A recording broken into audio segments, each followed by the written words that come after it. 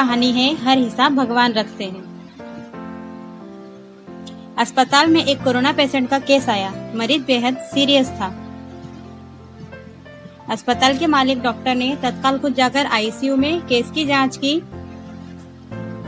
2-3 घंटे ऑपरेशन के बाद डॉक्टर बाहर आया और अपने स्टाफ को कहा,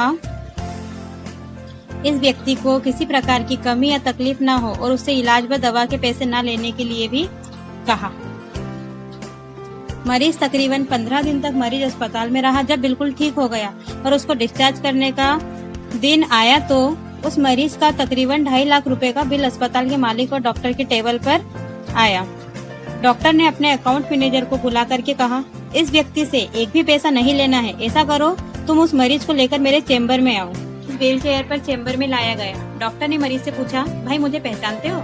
मरीज ने कहा, लगता तो है कि मैंने आपको कहीं देखा है।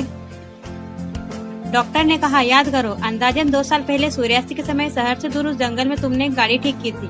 मैं उस रोज परिवार सहित पिकनिक मनाकर लौट रहा था। अचानक कार में से धुआं निकलने लगा और गाड़ी बंद हो गई। कार एक तरफ खड़ी कर हम लोगों ने चालू करने की कोशिश की, परंतु कार चालू नहीं हुई। अंधेरा थोड़ा थोड़ा घिरने लगा था और चारों ओर जंगल और सुनसान था। परिवार के हर सदस्य के चेहरे पर चिंता और भय की लकीरें दिखने लगी थी। वो सब भगवान से प्रार्थना कर रहे थे कि कोई मदद मिल जाए। थोड़ी ही देर में चमत्कार हुआ। बाइक के ऊपर तुम आते हुए दिखाई पड़े। हम सबने दया की नजर से हाथ ऊंचा करके तुमको रुकने का इशारा किया। तुमने बाइक खड़ी करके हमारी परेशानी का कारण पूछा। तुमने कार का बोनट खोलकर चेक किया और कुछ ही क्षणों में कार चालू कर दी। हम सबके चेहरे पर खुशी की लहर दौड़ गई। को ऐसा लगा कि जैसे भगवान ने आपको हमारे पास भेजा है, क्योंकि उस सुनसान जंगल में रात गुजारने के ख्याल मात्र से ही हमारे रोंगटे खड़े हो रहे थे। तुमने मुझे बताया था कि तुम एक गैराज चलाते हो।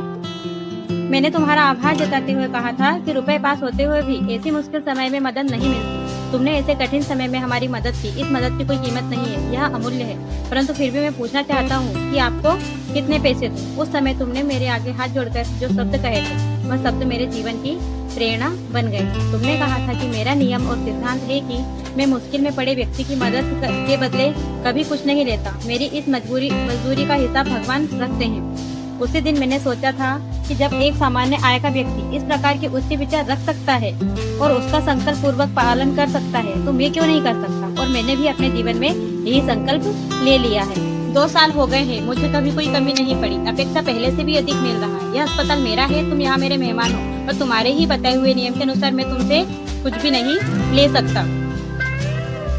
ये तो भगवान की कृपा है कि उसने मुझे ऐसी प्रेरणा देने वाले व्यक्ति की सेवा करने का मौका मुझे दिया। ऊपर वाले ने तुम्हारी मजदूरी का हिसाब रखा और वह हिसाब आज उसने चुका दिया। मेरी मजदूरी का हिसाब भी ऊपर वाला रखेगा और कभी जब मुझे जरूरत होगी वो जरूर चुका देगा। डॉक्टर ने मरीज से कहा, तुम आराम से घर जाओ और कभी भी कोई तकलीफ हो तो बिना संकोच के मेरे पास आ सकते हो। मरीज ने जाते हुए चेम्बर में रखी भगवान कृष्ण की तस्वीर के सामने हाथ जोड़कर कहा, हे प्रभु, आपने आज मेरे कर्म का पूरा हिसाब ब्याज समेत चुका दिया। ठीक, सदैव याद रखें कि आपके द्वारा किए गए कर्म आपके पास लौटकर आते हैं और वो भी ब्याज समेत। वर्तमान में कठिन समय चल रहा है, जितना हो सकता है लोगों की मदद करें, आपका हिसाब ब्याज समेत वापस आएगा।